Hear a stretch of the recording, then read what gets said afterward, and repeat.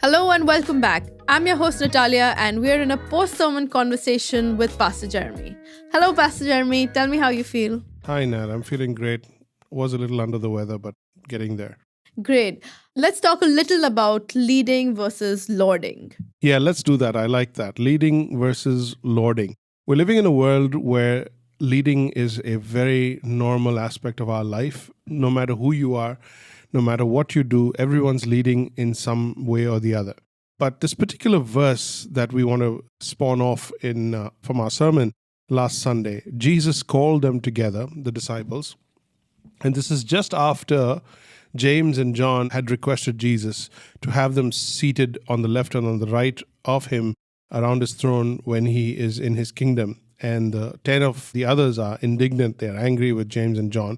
And we brought up the whole aspect of how significant that was because James, John, and Peter were the ones who were actually at the Mount of Transfiguration. They were at the event and they saw that. And we were wondering what motivates or what leads people to such kind of prideful thinking or even births that kind of prideful desires. Out of that, Jesus then says to all the disciples, he called them together and said, verse 42, "You know that those who are regarded as rulers of the Gentiles lord it over them. Lord it over them. And their high officials exercise authority over them. You know that those who are regarded as rulers of the Gentiles lord it over them." And you've asked the question, what is the difference between lording and leading? Caring and governing and ruling with unreasonable sort of authority. Now, when you read this verse at face value, nothing seems to be wrong with it because it says, and their high officials exercise authority. Shouldn't you do that? Shouldn't people exercise authority? Is it wrong to exercise authority? Is it wrong for rulers to rule, rulers to lord? What Jesus is saying is there's a marked difference in the economy of God's governance. There's a marked difference. There's a different way of doing things. And he has been on this theme for the last 2 chapters, talking about how we do things differently in the kingdom of God. In the kingdom of God, it is top down. It is upside down. It is the other way around. It is inverted. It is not the way we think. In fact, the last verse says, and the last one will be first, and the first will be last. This is key. Leading and lording. Let's think about our jobs. Let's think about our everyday lives. Let's think about our families. Let's think about what leading and lording could mean in our daily lives. Let's think about how differently we perceive these two words, in fact. Lording immediately has a negative connotation. Leading seems to be a democratic vote. When you think about leadership, you immediately think of someone who has been voted into that position. But no one who's voted into that position is a leader. The person is either a leader with or without that position. So even if you don't have a position, you don't have money, you don't have resources, you don't have power, you can be still very influential. I mean, the pen is greater than the sword. You could use just words to be powerfully influential. Some of the revolutions of our time and times past have been led by a single idea. So when Jesus says leading, he's talking about shepherding, he's talking about influence, and he's talking about serving other people's success. He's talking about mentoring, he's talking about shepherding, he's talking about serving other people's success. It is completely twisted over, turned over. Now, some of you might be saying, yeah, we have the same thing in management today. In the management world today, we have what is known as flat leadership or flat level management. And that sounds very similar to what Jesus is saying. I beg to differ. It does not. It's not the same thing at all. Over here, we're basically eradicating honor and position so that everybody's equal in the company. This comes more out of the Western world where we're trying to kill any opportunity for someone to rise higher than everybody else. It's the crab sort of mentality, the crab level mentality where no crabs allow the other crab to get out of the box, if you know that analogy. So Jesus is saying leading is important. Jesus is saying leading is necessary. In fact, he will send these very 12 people out in the world to be the most influential people that have ever lived who will turn the then world upside down. So he's not saying don't be influential. He's not saying don't be leaders, but he's saying don't be rulers like the Gentiles. And that's where everything changes.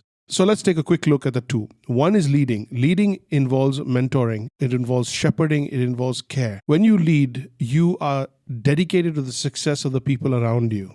You're dedicated to their success. In your head, their success is your success, not because you are depending on them, but because they are depending on you. You see your life as a service to their success. That means your success doesn't matter as much as their success matters. Jesus says, esteem others higher than yourselves. Serve others higher than yourself. Be the last, be the lowest. So when we talk about being nothing in this world, if you remember my last podcast, when you talk about being nothing in this world so that you can be everything in heaven, it is very important to understand we're not saying be a doormat. We're not saying be a zero. We're not saying be a nothing, accomplish nothing, sell everything, sell yourself into oblivion and go sit on a mountain. We're talking about working your tail off. We're talking about being a hard worker in investing in the lives of people around you so that your company, your people, your greatest quote unquote asset of your company, your greatest asset, which is your family, your wealth, which is your family, you are dedicated to their success at the cost of your own life. My brothers and sisters, if you could understand this, at the cost of your own life, that means this is the exact opposite of a self-serving, selfish, self-absorbed life, where everything and everyone in your life lives to serve you, where your happiness is the standard of your success. Your personal comfort is the standard of your success. We're talking about putting all of that on the line to actually be a reason for your husband's success or your wife's success, your children's success, to find joy in helping people around you succeed, to take people from nowhere to somewhere, to actually pour your life out, divide your life up into bits and give it to others. That means you have to be successful to give to others. You get what I'm saying? You have to be strong to lift others up.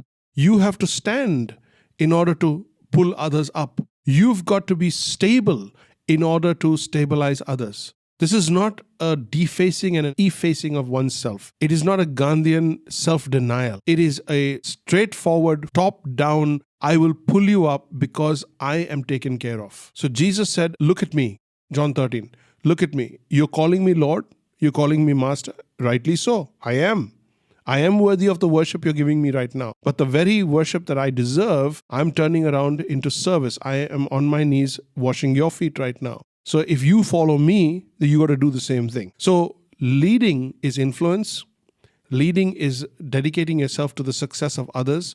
A win-win situation where your strategy is winsome, your perspective is winsome, your words are winsome, your attitude is winsome, your tone is winsome, and you are able to move and influence people by their own will and volition in the direction of what is best for everyone. That is leadership in a nutshell. Lordship is manipulation, self-absorbedness, and happiness of oneself. Lordship is subjugating people at their own expense for your glory. Lordship is making sure that you have 100% control over all things, and that means nobody else has any control. Lordship is the use of fear, intimidation, and power to subjugate people against their will and thinking that that is successful rulership. And Jesus is saying the Gentile rulers, or those who are quote unquote regarded as rulers, because he in his mind doesn't see them as real rulers. He says, those of you who regard them as rulers, see in the Gentiles, the other people, that's what Gentiles means, by the way, xeno means other, from which you get the word xenophobia. Gentiles lord it over them. They boss over them. They walk all over them. They push them down. When you talk about lording, you are not questioned. You're not open to being questioned. You are not accountable. When you talk about those who are subject to lords, you're talking about being questioned for everything, being accountable for everything, having no ability to explain your failures or your needs or your excuses. So it is a very, very different, diametrically opposing style of leadership. And Jesus says, if you're going to be a leader in the kingdom of God, if you're going to have influence and success in the kingdom of God, James, John, it's not the chair on my left or on my right. It's not the chair on my left or right. It's the knee, your left and right knee. Which one are you going to bow first? Which one are you going to get on your knee and serve? Who are you going to serve? And how you serve is how you lead. You lead by serving, and you serve by leading. And it's wrapped up in a mindset that is a Christ-like mindset. The emptying of oneself, and I'll be talking about this. I'll be preaching on this somewhere around the 17th of December. But this is the mindset of a believer. So you influence by all means. You lead by all means. You succeed by all means. But you do it for the sake of others. You find your joy in serving others, in other people's success, and not so much in your own. In that also you will find your own success and joy, but not so much in your own. So that, I would say, is, in a nutshell, the difference between leading and lording. The question is, what has been your style? Let me tell you something from my heart. I grew up under an authoritarian leadership style, a non-questionable, non-approachable leadership style. I was dead scared of authority, and I grew up thinking that's what leadership looks like. You subjugate people at all costs. You rule by fear and by intimidation. And I needed to rethink that. So I would suggest that we stop and really look at it. Our fathers, our principals, our teachers, our presidents, rulers, others, our chief ministers, what models have we seen that might have influenced us? And then sit at the feet of Jesus and learn differently.